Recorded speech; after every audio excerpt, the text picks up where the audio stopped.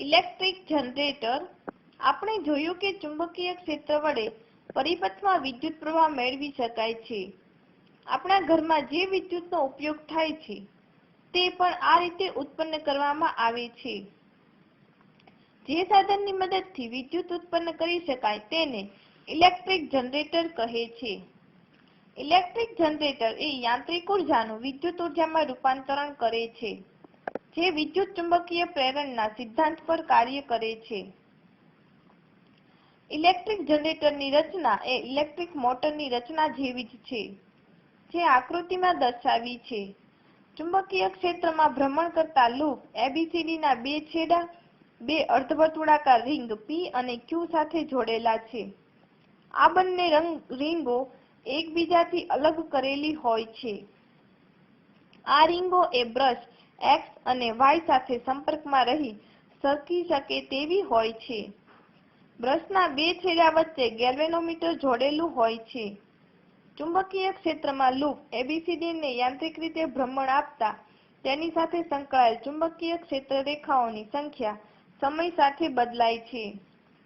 આથી તેમાં વિદ્યુત પ્રવાહ પ્રેરિત થાય છે, જે ગેલ્વેનોમીટરના કોણાવર્તન વડે જોઈ શકાય છે.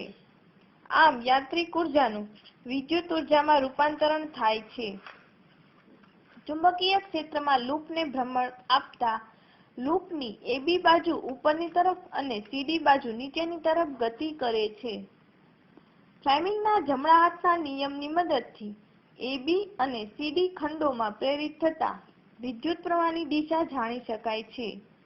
આકૃતિમાં દર્શાવ્યા મુજબ પ્રેરિત પ્રવાહ B, A, G, D, C, B માર્ગે વહે છે.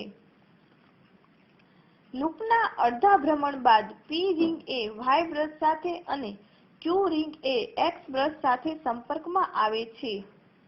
અહીં બ્રશ X હંમેશા લૂપની ઉપરની તરફ જતી બાજુ સાથે અને બ્રશ Y હંમેશા લૂપની નીચે તરફ જતી બાજુ સાથે સંપર્કમાં હોય છે, જેને પરિણામે ગેલ્વેનોમીટરમાં વિદ્યુત પ્રવાહ સતત એક જ દિશામાં વહે છે.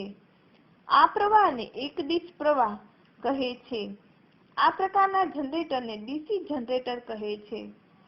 જો અર્ધવર્તુળાકાર રિંગને બદલે પૂર્ણ વર્તુળાકાર રિંગ લેવામાં આવે તો AC વિદ્યુત પ્રવાહ ઉત્પન્ન કરી શકાય છે. આવા જનરેટરને AC જનરેટર કહે છે. વ્યવહારમાં ઇલેક્ટ્રિક જનરેટરમાં લૂપને બદલે ઘણા આંટાવાળું ગૂંચળું વપરાય છે.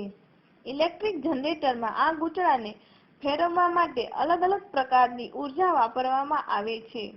દાખલા તરીકે, પવનચક્કીમાં પવન ઉર્જા વડે આ ગૂંચળાને ફેરવીને વીજળી ઉત્પન્ન કરવામાં આવે છે.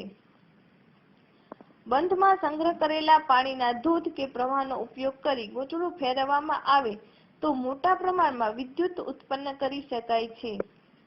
હોસ્પિટલ કે થિયેટરમાં વપરાતા જનરેટરમાં ડીઝલ એન્જિનની મદદથી ગૂંચળું ફેરવવામાં આવે છે અને કટોકટીના સમયે જરૂરી વિદ્યુત પ્રાપ્ત કરી શકાય છે.